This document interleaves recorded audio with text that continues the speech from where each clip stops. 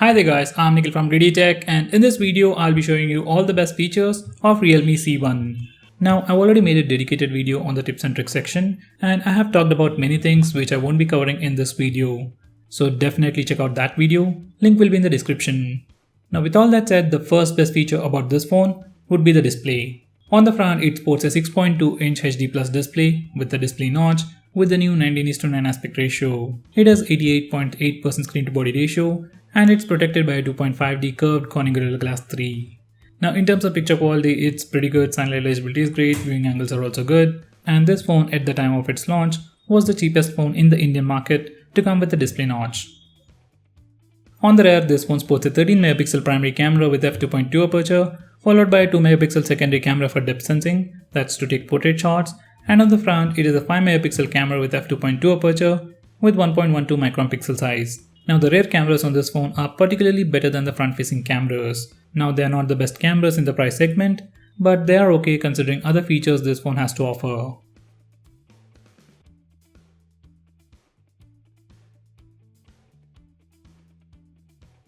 Next, this phone offers portrait mode for both the front and rear cameras. And these are the sample pictures. Now edge detection isn't perfect, but they are pretty good. And we can also use auto HDR while taking portrait selfies, which is a feature missing on other phones. Next we have AR stickers. Now using this feature we can add these stickers to your face using the front and rear cameras and take some very funny looking pictures. It comes with few stickers pre-installed and has a lot more for us to download. Now this is not a super awesome feature, but something fun to play with. Now the next best thing about this phone would be the performance.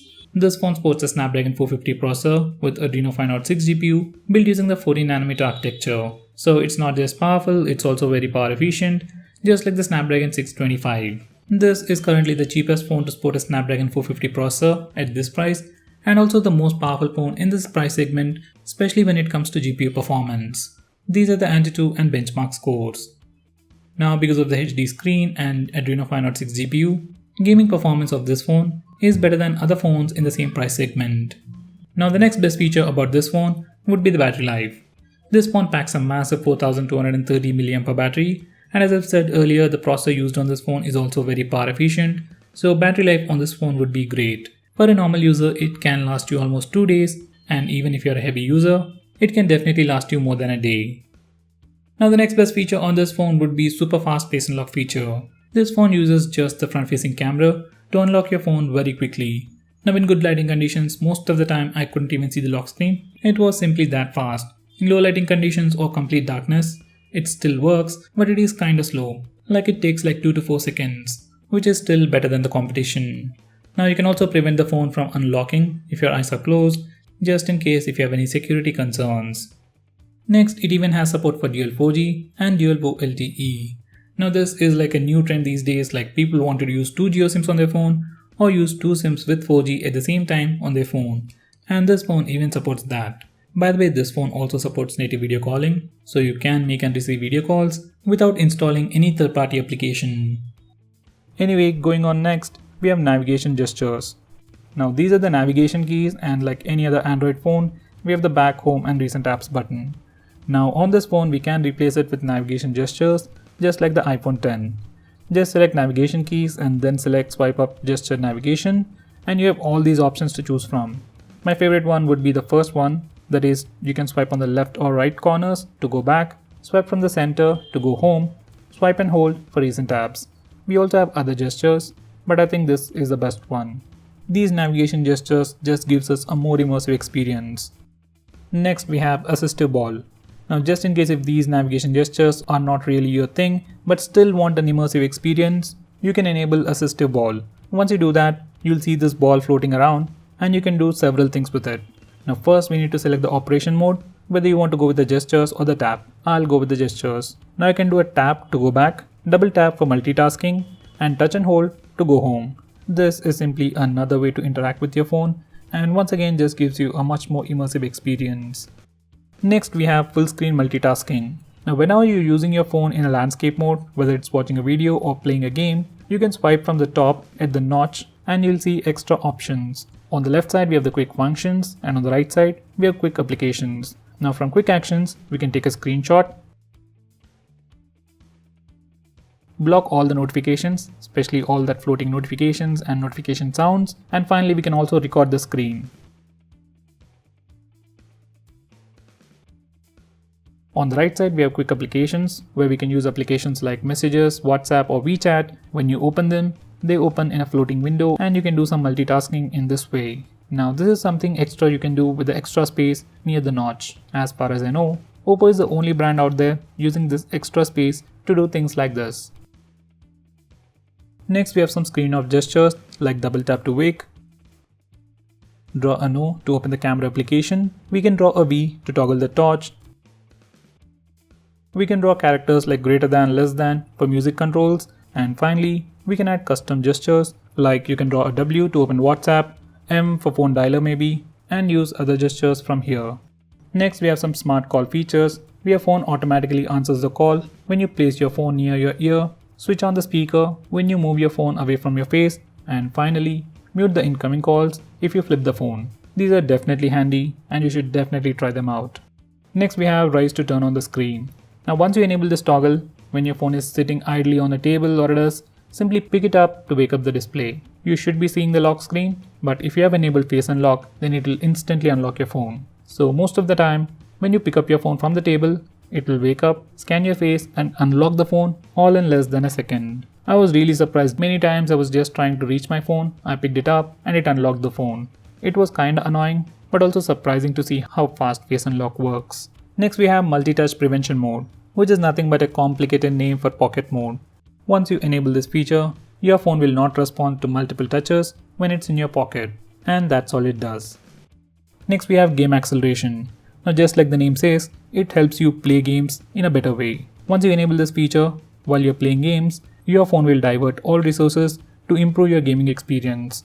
It means faster game load speeds and better visuals, and more than that, it gives you the option for do not disturb mode, where you won't be listening to any kind of annoying notification sounds or visual disturbances like floating notifications, and it also gives you the option to disable auto brightness. Now that's something I really miss on many phones. Next we have split screen mode. Split screen mode has been on Android for a very long time now. To start the split screen mode, simply press and hold the recent apps button or swipe up using 3 fingers.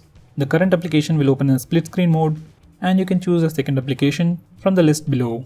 Next we have an app lock built into the system, and unlike most phones, we can unlock locked applications using the fingerprint scanner and even the face unlock feature. So if you use the face unlock feature, you won't even see the lock screen most of the time. As the app lock is built into the system, it is more secure than other third-party app locks. Next we have private safe. This is like a vault where we can hide all kinds of files. Just like the app lock, we can have a different set of password for the private safe and unlock it with the fingerprint scanner and face unlock, which is something we don't easily see on other phones. We have the 3-finger screenshot. Now to take a normal screenshot on this phone, simply press the volume down and power button both at the same time to take a screenshot. Now if you're lazy like me to press those 2 buttons or simply can't do it for some reason, you can simply swipe down on the screen using 3 fingers to take a screenshot, and it is as simple as that. Next we have long screenshot. Now to take a long screenshot, first take a normal screenshot. You can either use the hardware buttons or the 3-finger screenshot. I'm just going to use the gesture. Now once you take a picture, you'll see a preview on the left corner of the screen. Click that and you'll see the option to take a long screenshot. Just click that button and swipe up slowly to take a long screenshot. Once you're done, click the done button. So in this way we can take long screenshots. Next we have kid space. If your kid is troubling you about your phone, he wants to play games and maybe sometimes he accidentally buys stuff, kid space can be quite useful for you. Using this feature, the kid will be able to use only specific applications and will be able to use the phone only for a limited amount of time. So once again, this might be a very handy feature if you have kids, but if they know your password, it's completely useless. Next we have night shield. According to research, using smartphones at night affects the sleep because of the blue light emitted by the display. So this feature called night shield prevents that by filtering the blue light by adding a warm tint to the screen, and even schedule it to automatically turn on and turn off at a specific time. Next we have a feature called real sound technology. If you listen to a lot of music on your phone, from the sound settings, you can tweak the sound profile to improve the audio experience on a headset. Next we have a feature which identifies unknown callers. Now it's a feature just like Truecaller, but it is built into the system and doesn't spam you with useless notifications. It usually works for Flipkart and Amazon delivery guys. Next we have automatic on and off. Now using this feature we can schedule our phones to turn on and turn off automatically at a specific time. As always, I never really had any use for this feature, but if you do, just let me know by commenting below this video. Next we have Oppo Share. Now this is a feature just like Apple's AirDrop that allows us to share anything with other Oppo or Realme phones or Wi-Fi just like Share It. Now unlike Share It, this feature works more seamlessly. You need to just enable Oppo Share on both phones and you can find the other devices once you try to share something, but only works with Oppo and Realme phones or phones with Color OS. Next we have anti-harassment. Now just like the name says, it's a feature to block calls and messages. You can also block hidden numbers, unknown numbers, and calls from marked numbers. In the same way, we can also block messages from unknown numbers and messages with spam words. Unlike your regular call block features, it is definitely a very unique feature.